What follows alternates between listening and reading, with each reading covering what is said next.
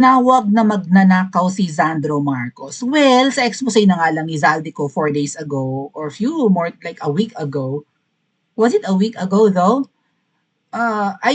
Si Sandro Marcos ang kalahating kalahating billion ba or 50 billion ang insertions. Okay? Silipin ko nga tong kay Saldico ng mga expose. So kay Ma'am Shi, yung latest video niya, and that was 4 days ago, 5 days ago. So magkasunod pala, no? Wala pa naman so far siyang ina-upload. At saka ang sabi po ng mga kakilala natin, hindi nakikita yung post ni Zaldico sa US. Shoutout sa mga nasa America dyan. Nakikita nyo ba?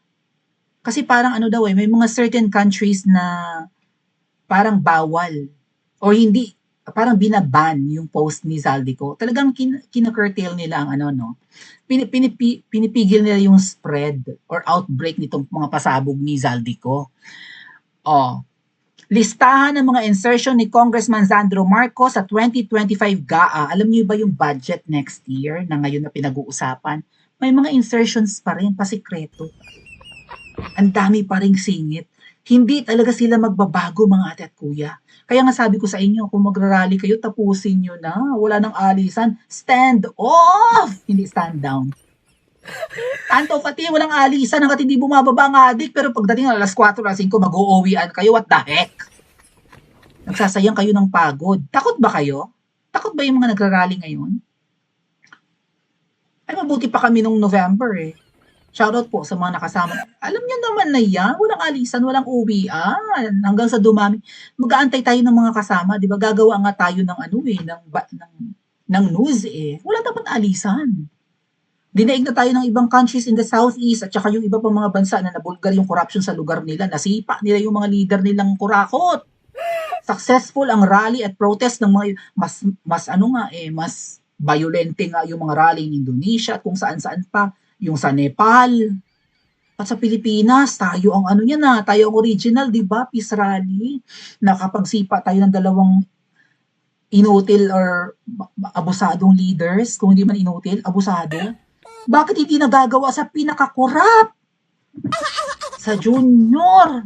Pinaka-abusado, may pinakamalaking nanakaw. What's going on Philippines? Malam niya na ba mga Pilipino ngayon? Weak na ba tayo? Anyway, ang sabi po, ang total ng insertions ni Sandro Marcos sa loob ng 3 taon ay mahigit 50 billion. Tapos yung mga delivery ng mga luggage doon sa a certain RR na allegedly ay associated kay Ate Chandro. Sino ang tumawag lalo at parang siguro constant reminder itong ginagawa ni Congresswoman Rowena Guanzon. Which, ganun nga dapat ang gawin, no? Kasi parang natabunan tong kay Sandro, eh. 5 days ago, di ba? Lumabas yung fake news na si Spokes Harry Roque ay nahuli na para mapagtakpan itong pasabog kay Sandro. Biro may 50 billion. Para na nga raw yan speaker. Parang siya na yung speaker of the house, siya na yung hari. First time na congressman, pero parang well, kasi tatay niya yung nasa pinakamataas na posisyon. Wala na si Tambaloslos sa speakership or hindi na siya speaker of the house. Para daw si Ate Sandra niyo ang speaker ngayon, mga ating. So, man of steel. Steel na hindi yung double E na bakal, no? Kasi di ba si Superman, man of steel.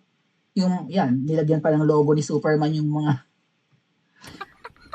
dibdib ni Sandro Marcos, ni Marcos Sr., ni Marcos Jr., mana-mana pala ito. Parang natanong natin sa mga nakaraang survey natin yan mga ating. Kanino nagmana si Sandro Marcos? Pakisagot nga ulit. Sa lolo, sa tatay, sa nanay, or all of the above? Tinakpan yung expose ni Zaldico 5 days ago about Sandro Marcos na may Diyos ko ating, ang bata, first time na congressman, tapos allegedly 50 billion ang insertion. So kung 20 to 25 billion, 20 to 25% rather, ang kanyang anong tawag diyan, kahit na 20% lang ang kanyang komisyon sa mga insertions niya. Kumbaga maglalagay siya ng mga flood control projects at kung ano ang in-insert doon sa budget ng Pilipinas ngayong taon or sa mga nakaraang taon na ang tatay niya na ang nakaupo. Eh, ano ba 'to, 10 billion agad yun, kung 20% ng 50 billion. So more than 10 billion yun kung 25%. Like mga 12.5 billion pesos ang kickback ni Sandro Marcos. Okay, nagsingit siya ng ganong mga projects para sa kanyang mga kokotongan. Bakit ka nag-insert ng mga projects, Sandro Marcos? At halagang 50 billion. Oh.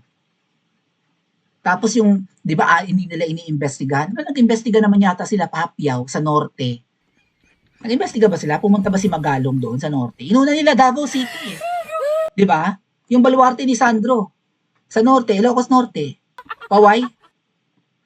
Walang investigasyon. Pasabog na yun ni Chavit Singson na may mga ghost projects doon. Tapos nag-overnight.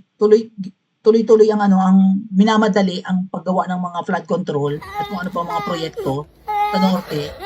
'Di ba? May mga picture at video in-upload or pinakita si Chavit Singson sa kanyang press conference. Ba't hindi unahin ang baluarte nyo kung talagang malinis kayo? Yun ang sabi, 'di ba? Man of Steel. So hindi sila Superman, kundi sila ay Super Magna. Sabi ni Rowena Guanzo. Again mga kababayan, merong nagtatrabaho kina Ma'am Shi na tumalikod na sa kanila. Hindi kinaya yung gustong ipagawa. Okay? I think puting ahas yan siya. Okay? Baka nagbibigay siya ng info kay Miss Maharlika. At ang sabi niya, nitong puting ahas na ito, or puting hotdog kung ano man siya, itong si Sandro raw, ang pinakasuplado sa tatlong anak ng mag-asawang yan. Suplado nga raw lahat yan Pero yung bunso, mabait-bait pa raw yan, panangiti, ganon. Pero yung dalawa, yung panganay at pangalawa, yung pangalawang crush ko pero mukhang nagva rin, pinakagwapo pa naman.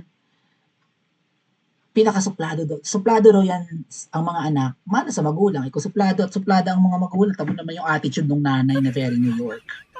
Singiwi nung panahon ng kampanyahan, so mailap din. Wala lang siyang choice. Kailangan niya magbait-baitan kasi he's running for the highest position in the public office or in the office, right? So napipilitan si Ngiwi na Ngiwi, kung tutuusin, mas makinis pa sa'yo ang mga kargador Mas makinis pa sa'yo ang mga farmers. Siguro naman ikaw ay, di ba, born with a silver platter or golden platter or whatever, golden spoon, pero ang balat mo, parang parang hindi naliligo. May hydrophobia baga yung mga nagpupulveron, mga ating. Ang alam ko ganun takot sa tubig yun. At dahil nga puyat sila, di ba, puyat, lobat, bawal maligo, baka mapasma. Tama ba? Baka lalong tumabingi baka lalong umiwi So, despite na mukha namang, di ba? Anong mukha? Pinanganak ng mayaman. Sa palasyo lumaki. Pero ang balat ni Ngiwi parang pang mahirap.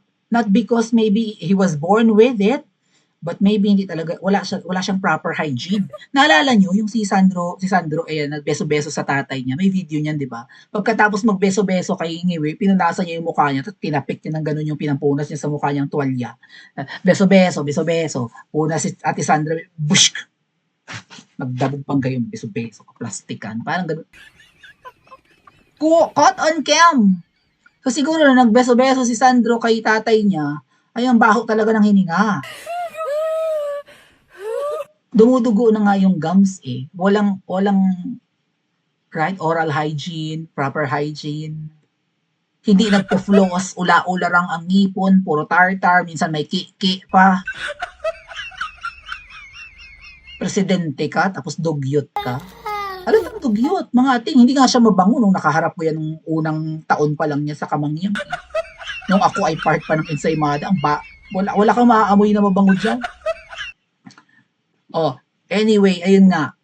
Man, like father, like son, like grandson. Oh, tatlong generation ng Lupin. Lupin ka. Sino si Lupin mga ate? Pa-comment niyo po sa comment section at mag-like and subscribe din po.